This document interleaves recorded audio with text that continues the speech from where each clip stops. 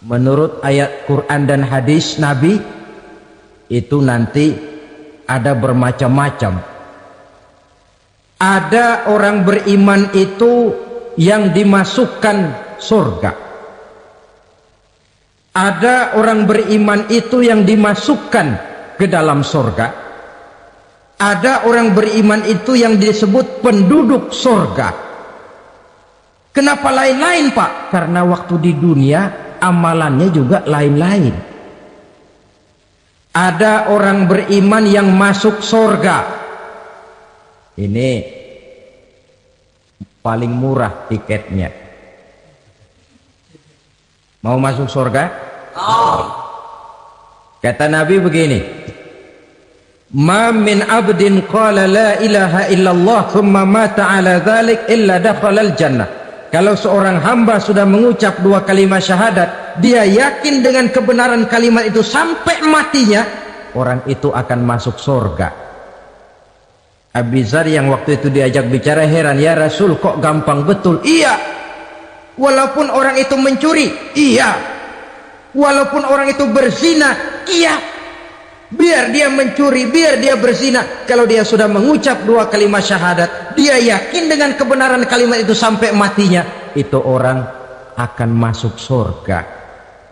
Jadi masuk surga cukup dua kalimat syahadat, yakin sampai mati, masuk surga.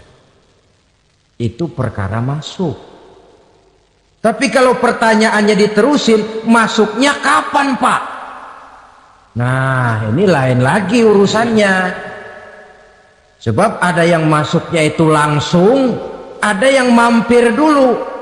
Di sana tempat cuma dua, kalau tidak surga, neraka. Mau ke surga tapi mampir dulu, yang mampirnya jelas di neraka. Kenapa? Dalam hadis qudsi ada riwayat, nanti itu di akhirat, setelah Allah selesai mengatur penduduk surga masuk surga, yang neraka masuk neraka, Allah berkata kepada malaikat Malik, malaikat Malik, labaik ya Allah, itu bajingan-bajingan tengik, manusia-manusia durjana yang waktu di dunia tidak mau sujud, jauh dari ulama, gemar melakukan yang munkarat dan maksiat, hidup di tengah masyarakat selalu jadi bibit keonaran, kufur, sudah masuk neraka semua. Sudah ya Allah. Nah, kalau sudah, coba sekarang kamu masuk, Malik. Saya, iya, masuk neraka. Mau apa ya Allah? Kata Allah, akhriju minan nar man kana fi qalbihi misqala habatin min khardalin min iman. Kau masuk neraka, cari di dalam neraka orang-orang yang ada imannya walaupun kecil sebesar biji zarah, angkat mereka keluar. Masuk malaikat Malik ke neraka, cari orang yang ada imannya, korek-korek. Ya repot, udah pada gosong. Yang ada imannya diangkat ke atas, yang ada imannya diangkat ke atas, lalu dimandikan di Nahrul Hayat, namanya sungai kehidupan di akhirat nanti. Cakep lagi rupanya, bersih lagi wajahnya, apel di hadapan Allah. Kata Allah, bagaimana mas? Kapok nggak sampean? Kapok ya Allah. Nah, kalau kapok, idhab fadkhulil jannah, pergi masuk surga sana. Berangkat mereka ke surga, ketemu sama teman-temannya yang udah sampai lebih dulu, yang nggak pakai mampir lagi. Terjadi dialog. Kata teman-temannya yang udah pada nyampe duluan, mas, iya, emang baru sampai? Saya baru sampai. Memang mampir di mana dulu mas? Kita sudah lama sampai di surga. Saudara buka surah Al-Muddatsir ayat 34-35. Ma salakakum fis saqar? Kenapa kamu mampir di neraka Saqar? Qalu lam naku minal musallin. Mereka menjawab, kami mampir di neraka Saqar mas, gara-gara dulunya kami waktu di dunia tidak pernah sholat. Tidak pernah sholat? Tidak pernah. Kan rumahnya dekat masjid, cuma dekat doang mas. Sholat mah enggak saya. Enggak pernah ngasih makan fakir miskin, enggak pernah hadir di majelis taklim, pendeknya enggak pernah melakukan kebajikan, maka saya pun mampir di neraka sakor. Untung betul saya punya iman mas sedikit. Waktu hidup di dunia dulu saya pernah mengucap 2 kalimat syahadat, sekali-kalinya waktu mau kawin. Masya Allah. Untung saja kawin, kalau nggak kawin polos.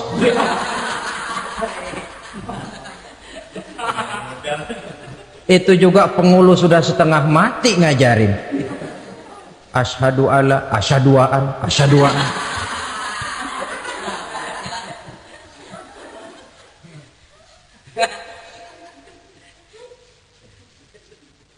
Ini namanya masuk surga, ada mampir dulu.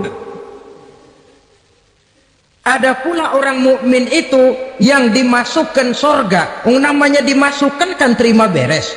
Saya masuk ke rumah, jalan sendiri, cari tempat sendiri. Saya dimasukkan ke dalam rumah, terima beres. Pokok ada di dalam, itu dimasukkan namanya. Nggak pakai mampir. Tapi tentu tiketnya lebih mahal ketimbang yang pertama tadi. Apa kata Allah? Innal ladzina amanu wa amilus salihat la ukaffiranna anhum sayyi'atihim wa la udkhilannahum jannah. Sesungguhnya orang-orang yang beriman kemudian beramal soleh, kami hapuskan segala dosa dan kesalahannya, kami masukkan mereka ke dalam surga. Lihat ayatnya, Allah yang memasukkan, kita yang dimasukkan. Tidak pakai transit, tidak usah mampir. Cuma tidak cukup syahadat, tidak cukup amanu, tapi diiringi dengan wa'amilus salih. Iman, amal. Tidak cukup syahadat, lalu dibuktikan dia sholat, dia zakat, puasa, lalu dia melakukan berbagai macam kebajikan. Ini yang menyebabkan dia tidak pakai mampir di tempat yang bernama sakor. Lalu ada pula orang mukmin itu yang disebut penduduk surga. Wah, ini sudah VIP ini. Ashabul jannah, penduduk surga. Siapa mereka? Kata Allah, innal ladzina amanu summa istaqamu fala khaufun 'alaihim wala hum yahzanun ulaika ashabul jannah hum fiha khalidun.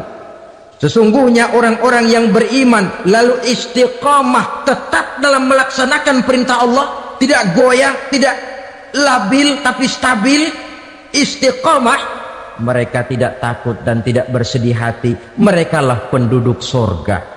Iman, istiqamah. Tidak punya duit, sembahyang. Banyak duit, sembahyang. Miskin, sembahyang. Kaya, tetap sembahyang. Istiqamah. Kadang orang kalau susah rajin ke masjid, banyak duitnya ngelihat masjid melengos. Waktu miskin hamba Allah, setelah kaya jadi hamba harta. Bergeser, tidak ada nilai istiqomahnya. Saudara-saudara, dengan begitu penduduk neraka itu dua. Ada penduduk permanen, ada penduduk yang semi permanen. Yang semi permanen orang-orang beriman yang mempunyai dosa besar. Mereka masuk ke neraka untuk menerima azab sesuai dengan dosanya. Bila selesai masa azab itu, mereka akan diangkat untuk ditempatkan kembali ke dalam surganya Allah Subhanahu wa ta'ala. Nah, dikala itulah saudara-saudara, ada yang disebut syafaat dari Rasulullah Sallallahu Alaihi Wasallam. Tapi tentu jangan lupa, syafaat ini ibarat kain menambal dia. Kita punya kain bolong-bolong sedikit, syafaat yang menambal. Solat kita ada kurang dikit, sedekah kita ada campur riak dikit, amalan kita ada tidak karena Allah dikit, kita berharap syafaat. Jadi biarlah kain masih bolong-bolong, yang penting punya kain. Tapi kalau kainnya tidak ada, yang ditambal apanya? Sholat tidak, puasa tidak, zakat tidak, berharap syafaat saja. Ya, terlalu berlebihan itu. Saudara hadirin yang saya hormati, apabila selesai proses penghisaban, proses penghitungan, maka dikala itulah manusia terbagi dalam dua kelompok besar. Fariqun fil jannah wa fariqun fis sa'ir. Sekelompok orang-orang beruntung yang masuk ke dalam surga, dan sekelompok lagi masuk ke dalam neraka. Ibu-ibu, saudara-saudara kaum muslimin rahimakumullah,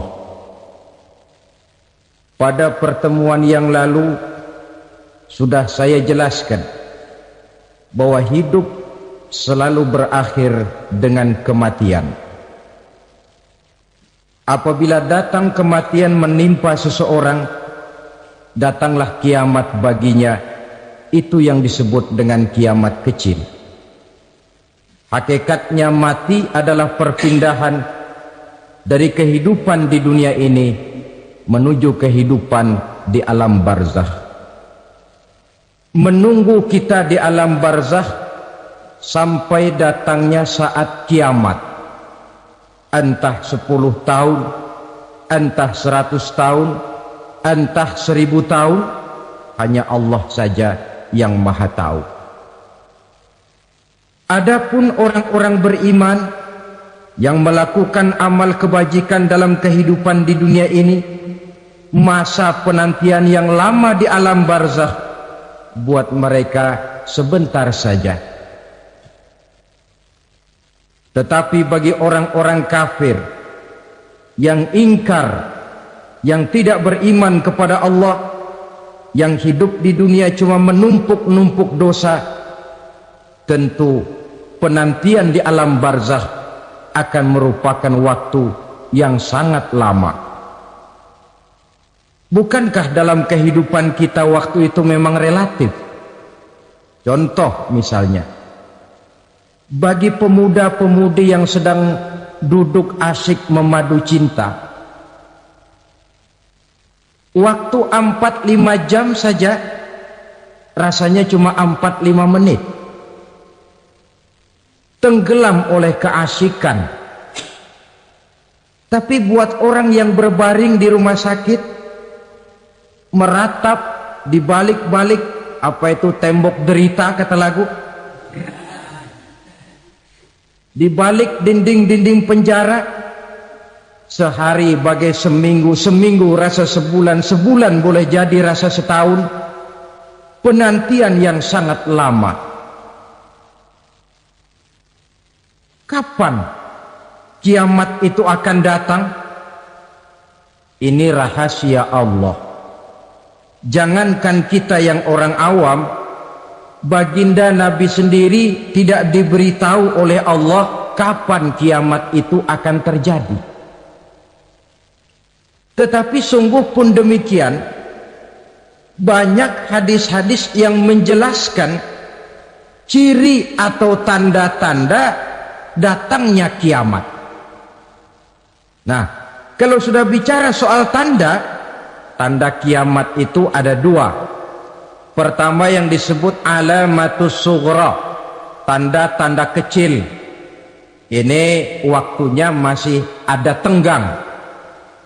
Ada yang dinamakan alamatul kubra, tanda-tanda besar. Artinya kiamat sudah diambang pintu. Apa tanda-tanda kecil dari datangnya hari kiamat itu? Misalnya kata Nabi, apabila ilmu sudah diangkat oleh Allah, artinya apabila ulama sudah banyak wafat, minat orang belajar agama berkurang, lalu kebodohan nampak merajalela di mana-mana, zina dikerjakan secara terbuka, minuman-minuman keras jadi kebanggaan, itu termasuk di antara tanda-tanda kecil terjadinya hari kiamat. Apalagi misalnya iza waladatil ammatu rabbataha, apabila budak sudah melahirkan tuan. Apa maksudnya? Ada yang mentafsirkan apabila anak sudah bisa membudaki orang tuanya, orang tua yang melahirkan dia, yang membesarkan dia, demi setelah si anak besar jadi orang berpangkat, bertitel, berharta, berkedudukan, jadilah orang tua itu budaknya. Sehingga sering dibilang kalau orang tua kaya, anak jadi raja, tapi kalau anak yang kaya, orang tua sering jadi budak. Apalagi munculnya fitnah yang bergelombang, timbul perang antara dua bangsa yang besar, waktu berjalan terasa sangat pendek sekali. Itu merupakan tanda di antara tanda-tanda kiamat. Termasuk di dalamnya sulit membedakan mana laki, mana perempuan. Kan kalau tanda-tanda kayak begini sekarang sudah banyak kita lihat kan? Ulama banyak wafat, penggantinya sulit. Zina dikerjakan berterang-terangan, minuman keras jadi kebanggaan,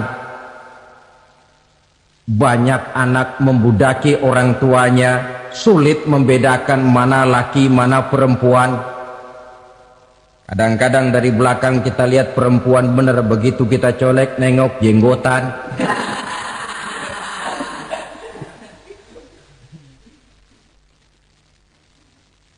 Ini termasuk tanda-tanda kecil, masih ada tenggang sampai akan terjadinya kiamat. Nah, yang dimaksud dengan tanda-tanda besar, ini tanda besar artinya kiamat sudah diambang pintu. Pertama, matahari terbit dari sebelah barat. Apabila matahari sudah terbit dari arah sebelah barat, tertutuplah sudah pintu taubat.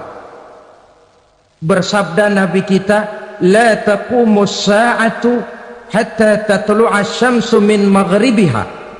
Tidak akan datang hari kiamat sampai matahari terbit dari arah sebelah barat.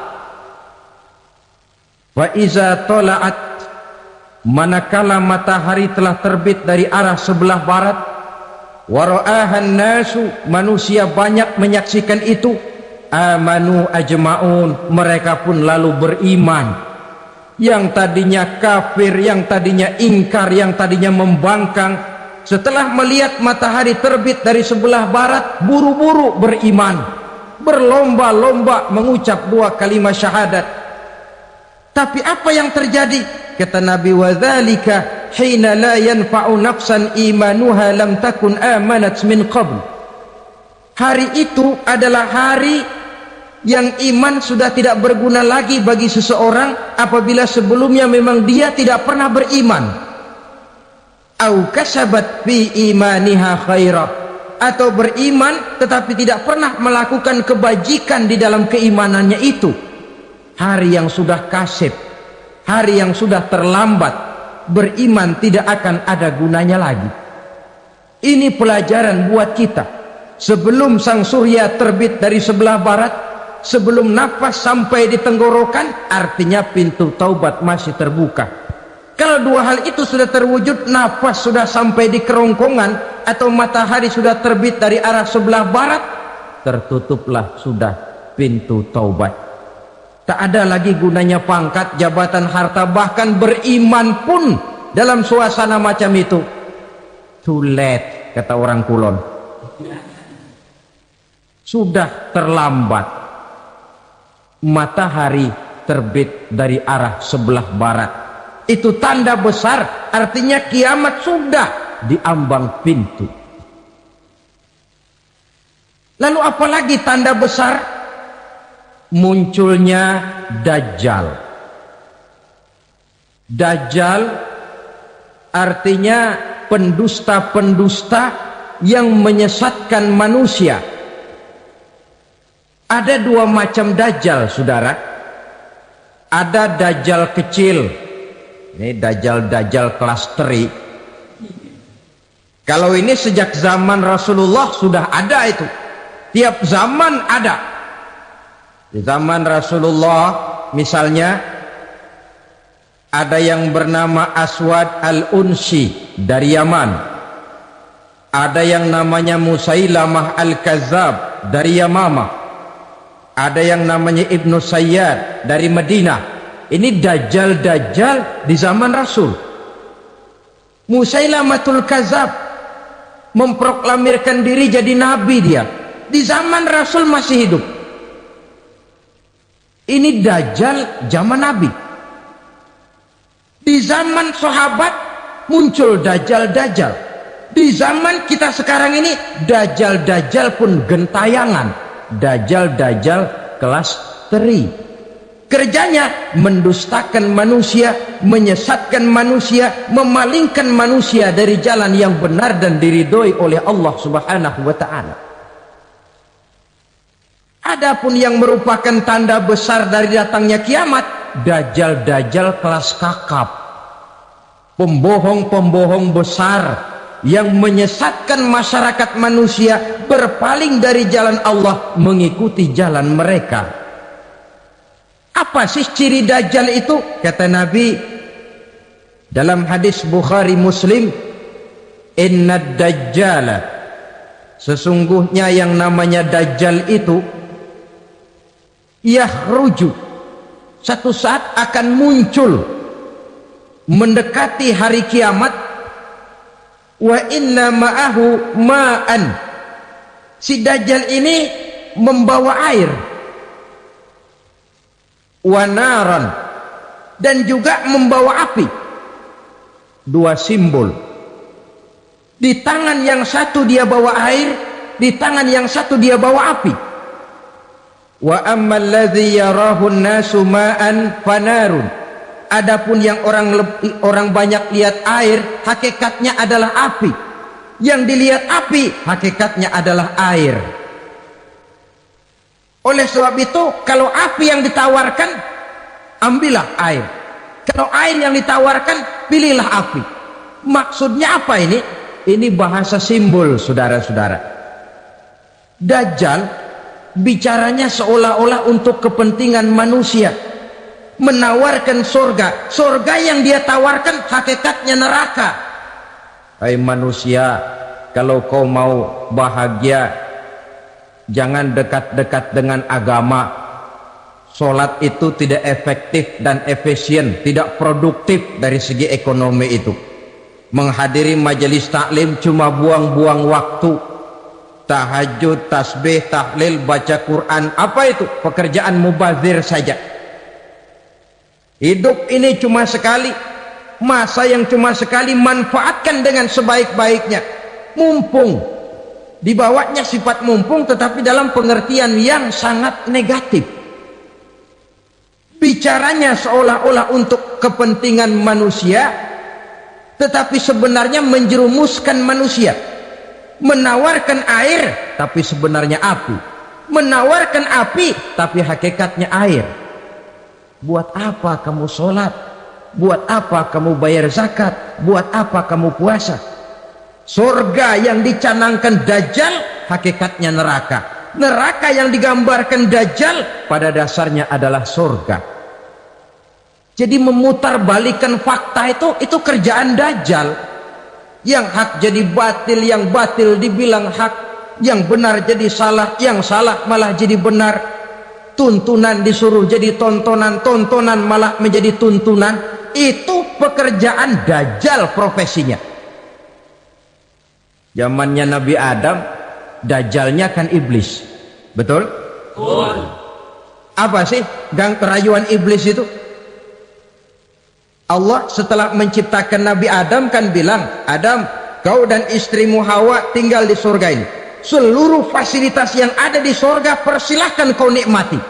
Satu yang tidak boleh, jangan coba-coba dekati pohon khuldi. Dekat saja jangan, apalagi sampai memetiknya. Datang dajjal yang namanya iblis ini.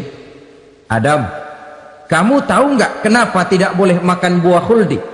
Ya nggak tahu, pokoknya saya dilarang. Bodoh kamu Dam.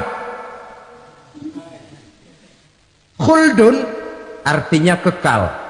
Kalau kamu makan itu buah, kau akan kekal di surga buat selamanya. Allah tidak kepengen, maka dilarang kamu makan buah khuldi. Kalau kau ingin kekal di surga Adam, makan saja. Saya bicara begini ini untuk kepentingan kamu Adam. Ini kan ciri-ciri Dajjal. Bicaranya sih seolah-olah untuk kepentingan Nabi Adam, hakikat sebenarnya menjerumuskan Nabi Adam supaya ingkar dan melanggar larangan dari Allah Subhanahu wa ta'ala. Jadi setelah muncul Dajjal, timbul kekacauan-kekacauan di masyarakat. Banyak yang terpengaruh, terpedaya dan terpesona, termasuk mereka yang memproklamirkan diri jadi nabi, mereka yang memproklamirkan diri jadi rasul di zaman sesudah Rasulullah wafat. Itu adalah Dajjal. Maka saya ingatkan, kalau di zaman kita sekarang ini ada orang ngaku jadi nabi, ada orang ngaku jadi rasul, biar bahasa Arabnya kental, Quran hafal, hadis ribuan hadis hafal, biar pakai serban sampai menyengser ke tanah, bahasa Arabnya fasih, tapi dia mengaku jadi nabi, jadi rasul, kita umat Islam wajib tidak percaya, wajib untuk tidak percaya. Itulah Dajjal zaman kita sekarang ini. Tidak mustahil mereka datang mempengaruhi umat awam supaya berpaling dari Rasulullah, mengikuti mereka. Nah, di akhir zaman nanti mendekati hari kiamat, Dajjal ini muncul, Dajjal kelas kakap, menyesatkan masyarakat manusia untuk berpaling dari Islam, mengikuti seruan mereka. Apalagi di antara datangnya kiamat itu, tanda yang besar itu, turunnya Nabiullah Isa Al-Masih putra Maryam. Menurut berbagai hadis yang sahih, Nabi Isa Al-Masih nanti akan turun lagi, tidak membawa risalah yang baru, tapi meluruskan risalah Islam ini yang telah banyak ditinggalkan oleh masyarakat. Bahkan ada hadis menjelaskan beliau akan membunuh Nabi, mematahkan kayu-kayu salib, lalu melaksanakan haji dan umrah mengikuti syariat Nabi Muhammad, bukan membawa agama baru. Menjadi semacam mujaddid, reformer, menyelamatkan manusia dari bisikan Dajjal. Bahkan ada riwayat yang menjelaskan bahwa Nabi Isa berhasil mengalahkan Dajjal, mengembalikan masyarakat manusia kembali kepada ajaran Islam yang datang dari Allah, dibawa oleh Rasulullah Sallallahu Alaihi Wasallam. Dengan kata lain, turunnya Nabi Isa bukan sebagai Nabi dan Rasul baru, tetapi mengikuti syariat Nabi kita Muhammad Sallallahu Alaihi Wasallam.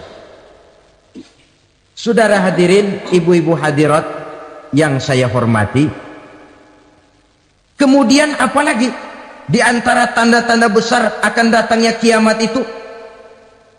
Keluarnya asap atau awan. Kata Nabi, inna min asyrati sa'ah dukhanan yamla'u ma bainal masyriqi wal maghrib. Di antara tanda-tanda kiamat munculnya awan antara langit dan bumi. Ini pun diperkuat dalam surah Ad-Dukhan ayat 10, fartaqib yauma ta'tis sama' bidukhanin mubin fayughshan nas hadza azabun ali. Bagi orang-orang yang beriman, mereka biasa-biasa saja, tapi bagi orang kufur, datangnya asap dan awan ini merupakan azab yang kelewat pedih. Barangkali sedikit mendekati gambaran tentang azab yang pedih ini, saya ingatkan alam pikiran kita kepada peristiwa yang belum lama terjadi. Pernah dengar berita bocornya reaktor nuklir di Chernobyl, Uni Soviet? Pernah dengar? Bocornya reaktor nuklir di Chernobyl yang mengakibatkan ratusan bahkan sangat mungkin ribuan nyawa. Cuma satu reaktor. Bagaimana kalau seluruh cadangan nuklir yang dimiliki oleh para negara adik kuasa ini diledakkan? Bahkan yang konon menurut catatan cadangan nuklir yang dimiliki bersama oleh Amerika dan Rusia sekarang ini sudah sanggup memusnahkan 6 miliar manusia, 1,5 kali lebih banyak dari jumlah manusia yang nongkrong di permukaan bumi ini. Saudara-saudara hadirin yang saya hormati,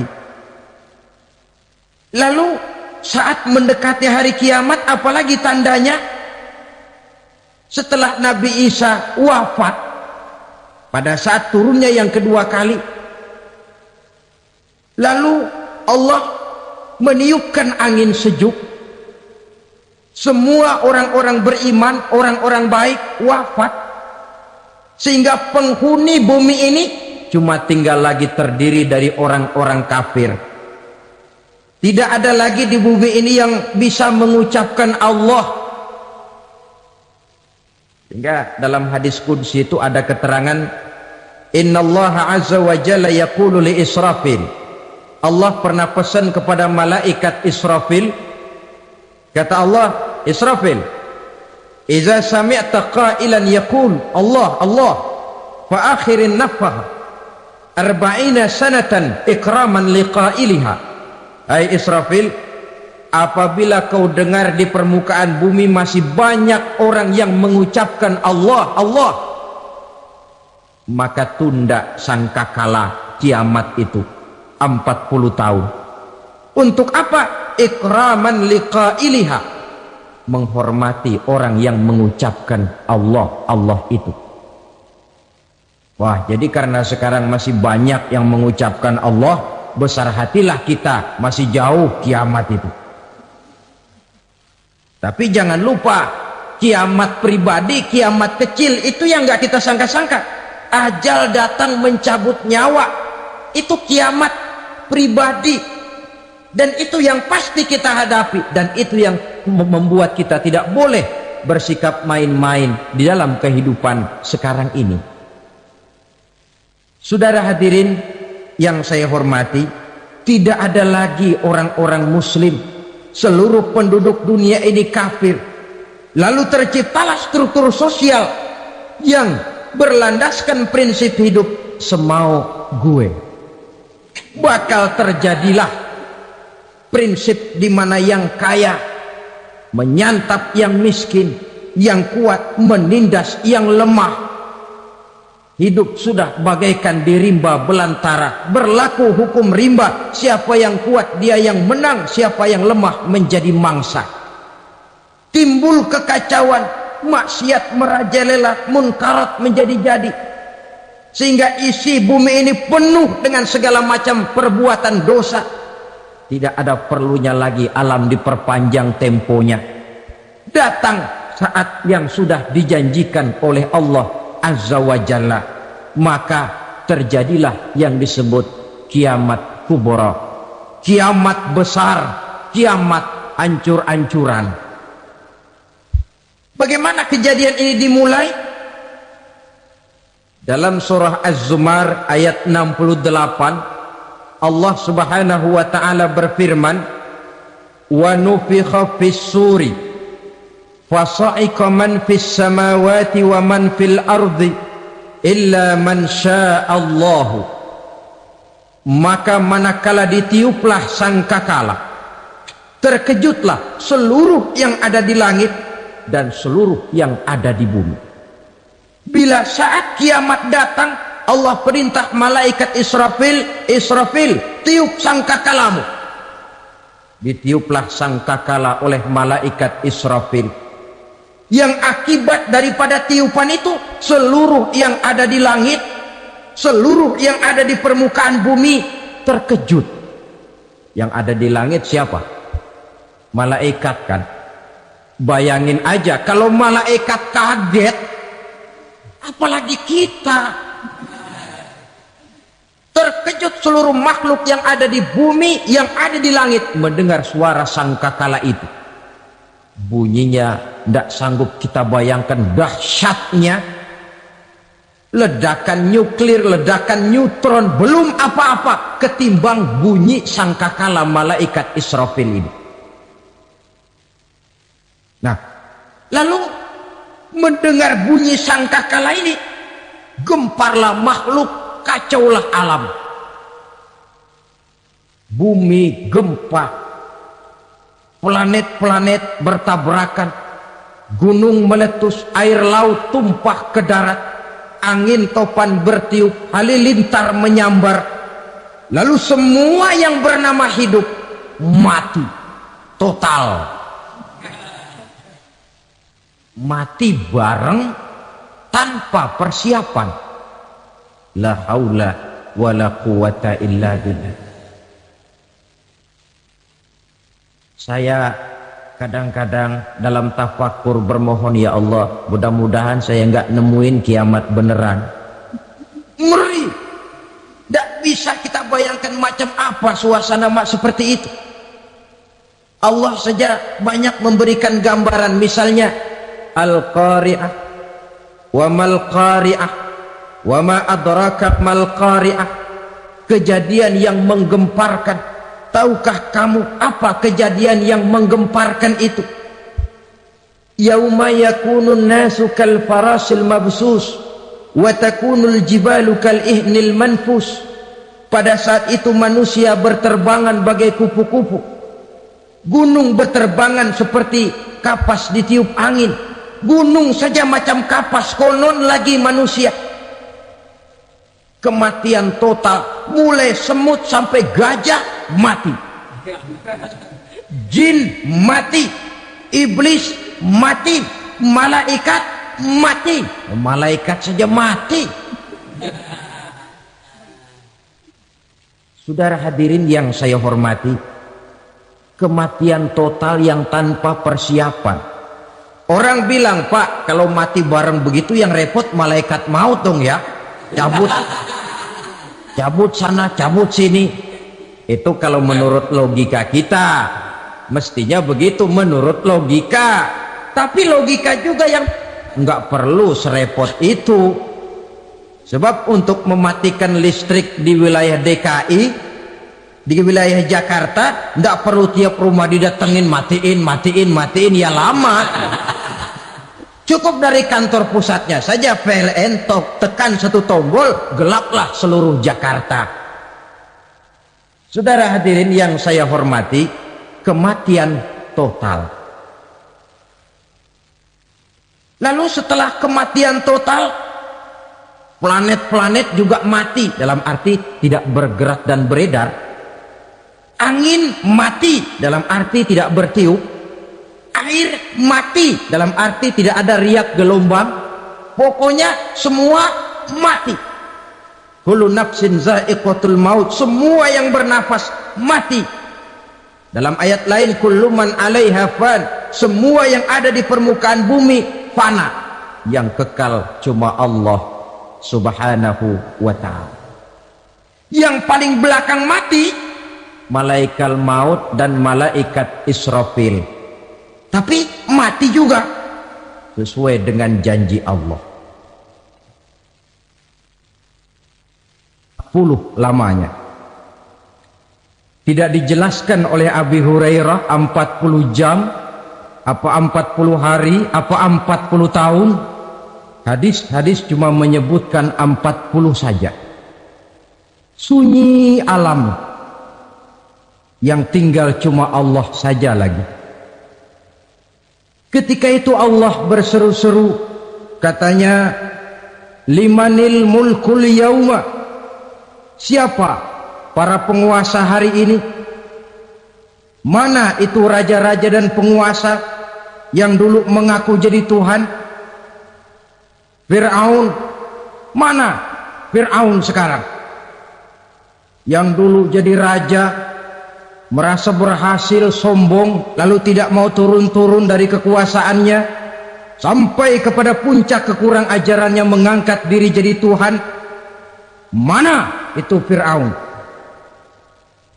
Namrus, mana sekarang Namrus? La ilaha illa ana, ternyata tidak ada Tuhan lain selain daripada aku, kata Allah. Proses kemudian, saudara-saudara, turunlah hujan dari langit, 40 lamanya hujan itu. Tidak jelas juga 40 jam apa 40 hari.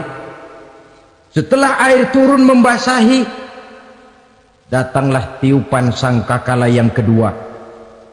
Semua yang bernama mati bangkit dari kuburnya masing-masing.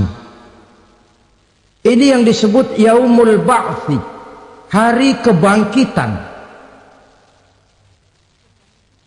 Allahu Akbar. Pada saat kita bangkit dari kubur kita masing-masing, kumpul di padang mahsyar namanya.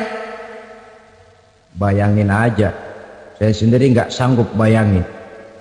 Manusia sejak zaman Adam sampai zaman kiamat kumpul bareng di tempat sama. Berapa banyaknya itu?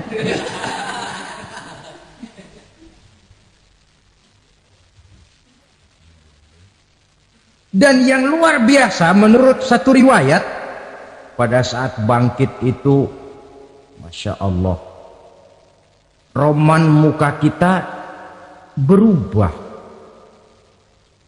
disesuaikan dengan amalan kita waktu di dunia ini. Barang siapa yang waktu di dunia amalannya itu amalan tikus, di akhirat nanti dia bangkit dari kubur, mukanya seperti muka tikus. Gagah betul badannya, tapi mukanya seperti tikus. Kenapa? Amalannya waktu di dunia seperti amalan tikus. Apa amalan tikus itu? Suka ngegeragoti barang yang sudah disimpan rapi-rapi. Orang sudah simpan uang rapi-rapi, simpan perhiasan rapi-rapi, digeragoti oleh tikus. Maling-maling, pencoleng-pencoleng, koruptor-koruptor, itu nanti di akhirat nanti kita lihat mukanya seperti muka tikus. Oh, ini waktu di dunia suka nyolong, hanya seperti muka tikus. Barang siapa yang waktu di dunia ini amalannya itu amalan macan, dia akan bangkit nanti mukanya seperti muka macan. Apa amalan macan? Macan itu amalannya menang-menangan. Orang yang mau menang saja nggak mau mengalah. Coba lihat di hutan, kenal hutan nggak? Di hutan, raja hutan di mana-mana pasti macan. Betul kan? Betul. Padahal hutan belum pernah bikin pemilihan umum. Tapi macan tidak peduli ada pemilihan umum apa tidak, pokok saya raja. Sebab apa? Macan jadi raja itu bukan karena benar, tapi karena kuat jadi raja. Setelah dia jadi raja, rakyat hutan yang mesti dilindungi malah dimakan oleh raja macan. Kambing rakyat hutan dimakan oleh macan. Ayam rakyat hutan dimakan oleh macan. Itu nanti kita lihat di akhirat itu mukanya seperti muka macan, gagah betul. Lalu barang siapa yang di dunia ini amalannya itu seperti amalan anjing, nanti dia punya muka seperti muka anjing. Apa amalan anjing? Pertama, anjing itu kalau disuruh jaga rumah, dia tidak bisa membedakan mana maling, mana tamu. Biar yang datang maling, kalau bawa tulang, anjing kalem. Yang kedua, anjing itu akan setia kepada siapa saja yang memberinya roti. Siapa yang memberinya roti, itulah majikannya. Apa kata majikannya pasti dia laksanakan. Soal benar atau salah dia tidak peduli. Setelah anjing dapat roti, dia tidak punya pilihan lain kecuali bilang, abdi mah kumaha juragan wae ayeuna mah.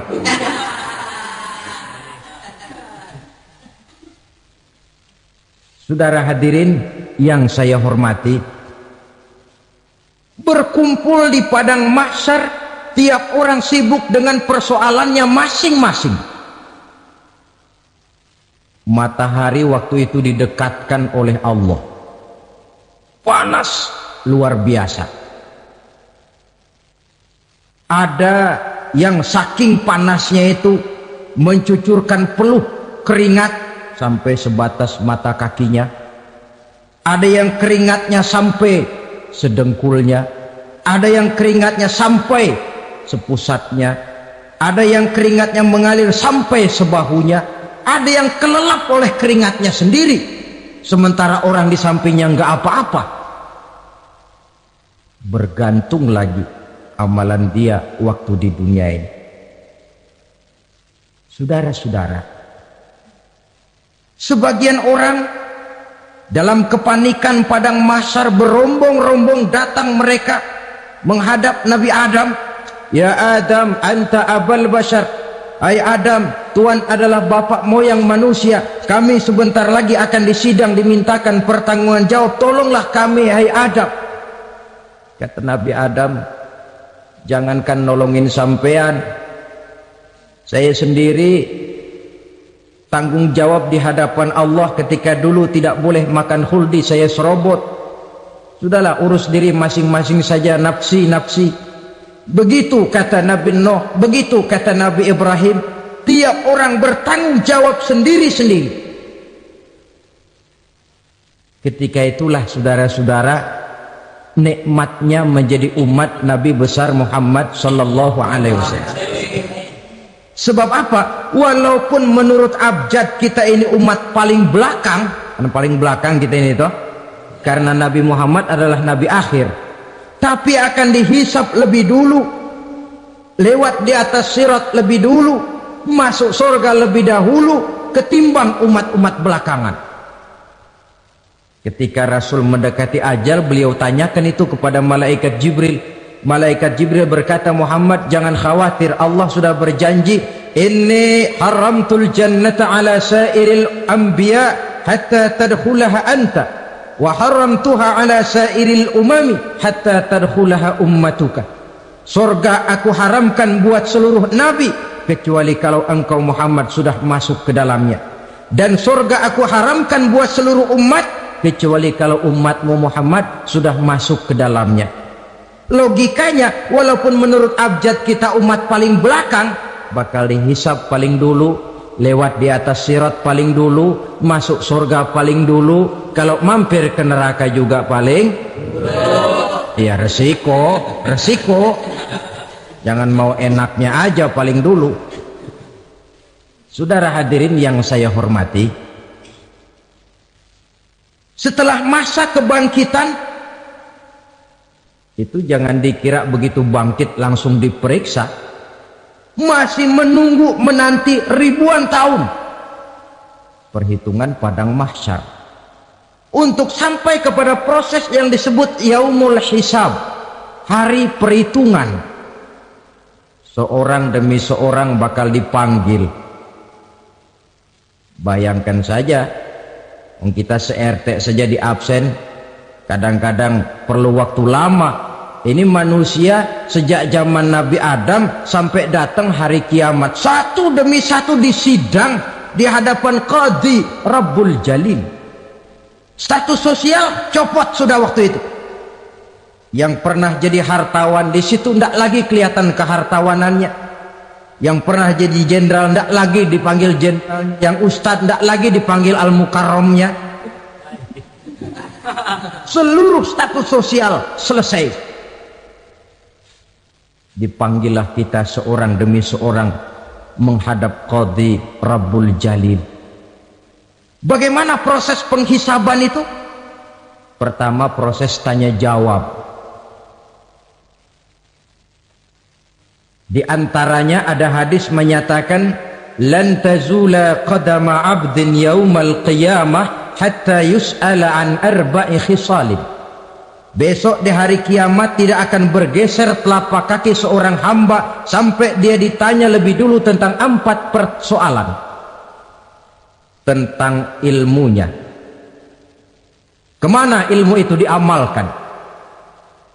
Tentang umurnya, di mana umur itu dihabiskan. Tentang masa mudanya, kemana masa muda itu dipakai. tentang hartanya, dari mana harta itu didapat dan kemana harta itu dibelanjakan. Ini termasuk proses tanya jawab. Jadi kalau istilah pengadilan dunia, nama Fulan bin Fulan. Kamu waktu di dunia diberikan umur panjang untuk apa? Pernah mengalami masa muda, kemana kau habiskan masa remajamu? Kau diamanahkan ilmu, dengan apa ilmumu kau amalkan? Kau diberikan harta, dari mana harta kau dapat, kemana kau belanjakan? Tak seorang pun yang bisa mungkir. Sebab apa? Dikala itu yang menjadi saksi bukan orang. Yang menjadi saksi adalah seluruh anggota badan kita.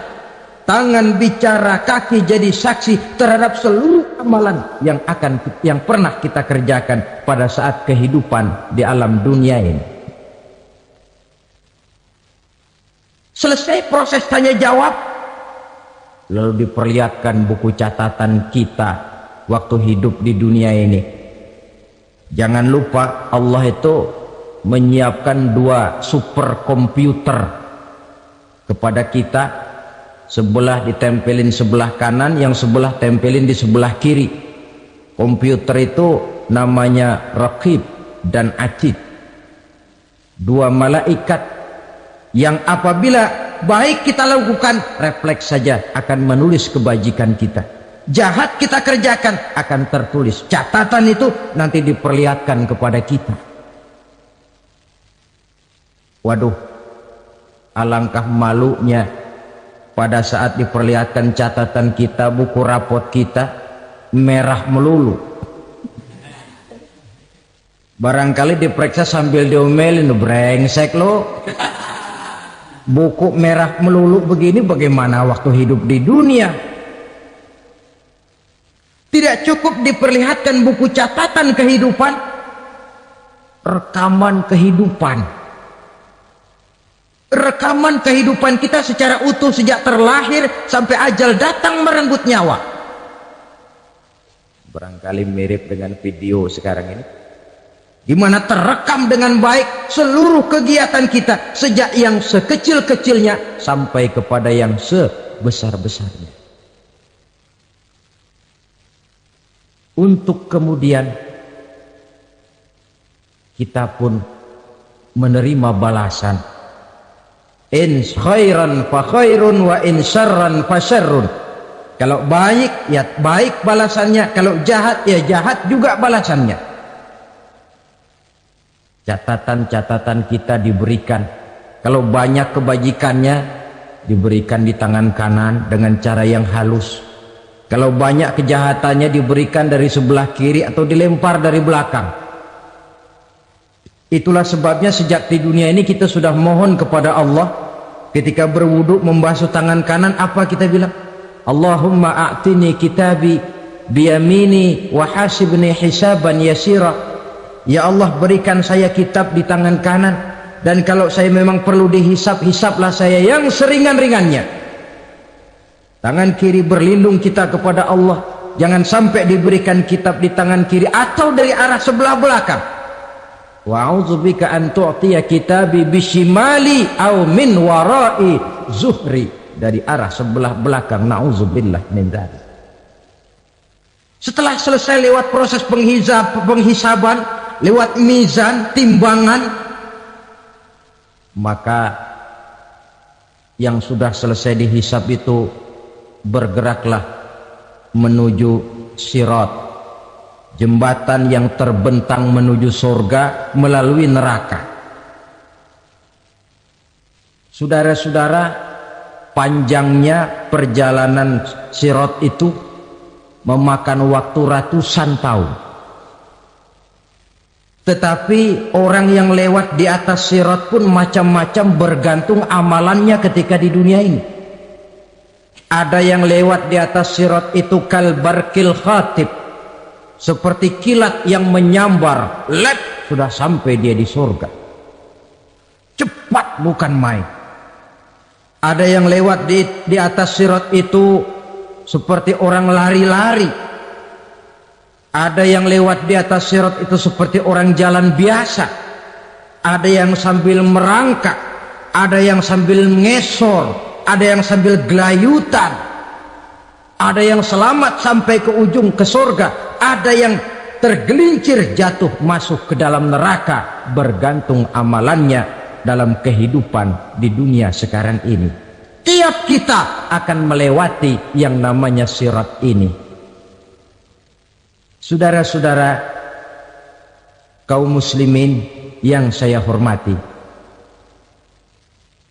dengan demikian mereka yang selamat melalui sirat sampai ke terminal akhir surga, mereka yang ketika dihisab ternyata banyak kejahatannya daripada kebaikannya, mereka singgah di dalam neraka. Nah, adapun orang-orang yang beriman menurut ayat Quran dan hadis Nabi itu nanti ada bermacam-macam. Ada orang beriman itu yang dimasukkan surga. Ada orang beriman itu yang dimasukkan ke dalam surga. Ada orang beriman itu yang disebut penduduk surga. Kenapa lain-lain, Pak? Karena waktu di dunia amalannya juga lain-lain. Ada orang beriman yang masuk surga. Ini paling murah tiketnya. Mau masuk surga? Kata Nabi begini, ma min abdin qala la ilaha illallah thumma mata ala dhalik illa dakhalal jannah. Kalau seorang hamba sudah mengucap dua kalimat syahadat, dia yakin dengan kebenaran kalimat itu sampai matinya, orang itu akan masuk surga. Abi Dzar yang waktu itu diajak bicara heran, ya Rasul kok gampang betul? Iya, walaupun orang itu mencuri, iya, walaupun orang itu berzina, iya, biar dia mencuri, biar dia berzina, kalau dia sudah mengucap dua kalimat syahadat, dia yakin dengan kebenaran kalimat itu sampai matinya, itu orang akan masuk surga. Jadi masuk surga cukup dua kalimat syahadat, yakin sampai mati, masuk surga. Itu perkara masuk. Tapi kalau pertanyaannya diterusin, masuknya kapan, Pak? Nah, ini lain lagi urusannya. Sebab ada yang masuknya itu langsung, ada yang mampir dulu. Di sana tempat cuma dua, kalau tidak surga, neraka. Mau ke surga tapi mampir dulu, yang mampirnya jelas di neraka. Kenapa? Dalam hadis qudsi ada riwayat, nanti itu di akhirat, setelah Allah selesai mengatur penduduk surga masuk surga, yang neraka masuk neraka, Allah berkata kepada malaikat Malik, malaikat Malik, labaik ya Allah, itu bajingan-bajingan tengik, manusia-manusia durjana yang waktu di dunia tidak mau sujud, jauh dari ulama, gemar melakukan yang munkarat dan maksiat, hidup di tengah masyarakat selalu jadi bibit keonaran, kufur, sudah masuk neraka semua. Sudah ya Allah. Nah, kalau sudah, coba sekarang kamu masuk, Malik. Saya, iya, masuk neraka. Mau apa ya Allah? Kata Allah, akhriju minan nar man kana fi qalbihi misqala habatin min khardalin min iman. Kau masuk neraka, cari di dalam neraka orang-orang yang ada imannya walaupun kecil sebesar biji zarah, angkat mereka keluar. Masuk malaikat Malik ke neraka, cari orang yang ada imannya, korek-korek. Ya repot, udah pada gosong. Yang ada imannya diangkat ke atas, yang ada imannya diangkat ke atas, lalu dimandikan di Nahrul Hayat, namanya sungai kehidupan di akhirat nanti. Cakep lagi rupanya, bersih lagi wajahnya, apel di hadapan Allah. Kata Allah, bagaimana mas? Kapok nggak sampean? Kapok ya Allah. Nah, kalau kapok, idhab fadkhulil jannah, pergi masuk surga sana. Berangkat mereka ke surga. ketemu sama teman-temannya yang udah sampai lebih dulu, yang nggak pakai mampir lagi. Terjadi dialog, kata teman-temannya yang udah pada nyampe duluan, "Mas, iya, emang baru sampai?" "Oh, saya baru sampai." "Memang mampir di mana dulu, Mas? Kita sudah lama sampai di surga." Saudara buka surah Al-Muddatsir ayat 34-35. "Ma salakakum fis saqar?" Kenapa kamu mampir di neraka Saqar? Qalu lam naku minal musallin. Mereka menjawab, kami mampir di neraka Saqar, Mas, gara-gara dulunya kami waktu di dunia tidak pernah sholat. Tidak pernah sholat? Tidak pernah. Kan rumahnya dekat masjid. Cuma dekat doang, Mas. Sholat mah enggak saya. Enggak pernah ngasih makan fakir miskin, enggak pernah hadir di majelis taklim, pendeknya enggak pernah melakukan kebajikan, maka saya pun mampir di neraka Saqar. Untung betul saya punya iman, Mas, sedikit. Waktu hidup di dunia dulu saya pernah mengucap 2 kalimat syahadat, sekali-kalinya waktu mau kawin. Masya Allah, untung saja kawin, kalau nggak kawin polos.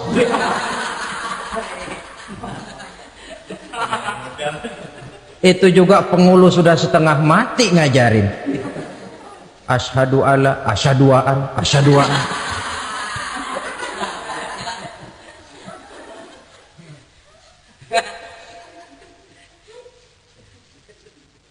Ini namanya masuk surga, ada mampir dulu. Ada pula orang mukmin itu yang dimasukkan surga. Namanya dimasukkan kan terima beres. Saya masuk ke rumah, jalan sendiri, cari tempat sendiri. Saya dimasukkan ke dalam rumah, terima beres, pokok ada di dalam, itu dimasukkan namanya. Nggak pakai mampir. Tapi tentu tiketnya lebih mahal ketimbang yang pertama tadi. Apa kata Allah?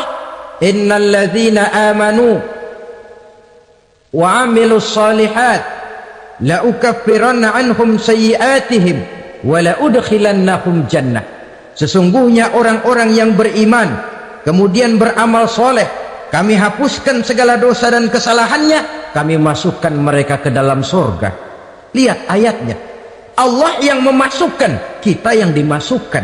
Tidak pakai transit, tidak usah mampir. Cuma tidak cukup syahadat, tidak cukup amanu, tapi diiringi dengan wa'amilus salih. Iman, amal. Tidak cukup syahadat, lalu dibuktikan dia sholat, dia zakat, puasa, lalu dia melakukan berbagai macam kebajikan.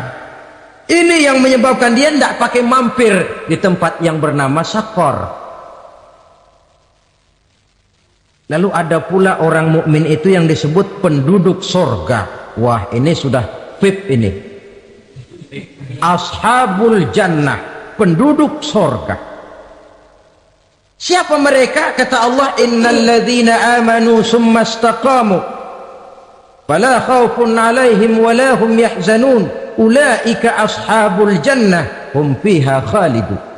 Sesungguhnya orang-orang yang beriman lalu istiqamah, tetap dalam melaksanakan perintah Allah, tidak goyang, tidak labil tapi stabil, istiqamah, mereka tidak takut dan tidak bersedih hati. Merekalah penduduk surga. Iman, istiqamah. Tidak punya duit, sembahyang. Banyak duit, sembahyang. Miskin, sembahyang. Kaya, tetap sembahyang. Istiqomah. Kadang orang kalau susah rajin ke masjid, banyak duitnya ngelihat masjid melengos. Waktu miskin hamba Allah, setelah kaya jadi hamba harta. Bergeser, tidak ada nilai istiqomahnya. Saudara-saudara, dengan begitu penduduk neraka itu dua. Ada penduduk permanen, ada penduduk yang semi permanen. Yang semi permanen orang-orang beriman yang mempunyai dosa besar. Mereka masuk ke neraka untuk menerima azab sesuai dengan dosanya. Bila selesai masa azab itu, mereka akan diangkat untuk ditempatkan kembali ke dalam surganya Allah Subhanahu wa ta'ala. Nah, dikala itulah saudara-saudara, ada yang disebut syafaat dari Rasulullah Sallallahu Alaihi Wasallam. Tapi tentu jangan lupa, syafaat ini ibarat kain menambal dia. Kita punya kain bolong-bolong sedikit, syafaat yang menambal. Solat kita ada kurang dikit, sedekah kita ada campur riak dikit, amalan kita ada tidak karena Allah dikit, kita berharap syafaat. Jadi biarlah kain masih bolong-bolong, yang penting punya kain. Tapi kalau kainnya tidak ada, yang ditambal apanya? Solat tidak, puasa tidak, zakat tidak, berharap syafaat saja. Ya, terlalu berlebihan itu. Saudara hadirin yang saya hormati, apabila selesai proses penghisaban, proses penghitungan, maka dikala itulah manusia terbagi dalam dua kelompok besar. Fariqun fil jannah wa fariqun fis sa'ir. Sekelompok orang-orang beruntung yang masuk ke dalam surga, dan sekelompok lagi masuk ke dalam neraka.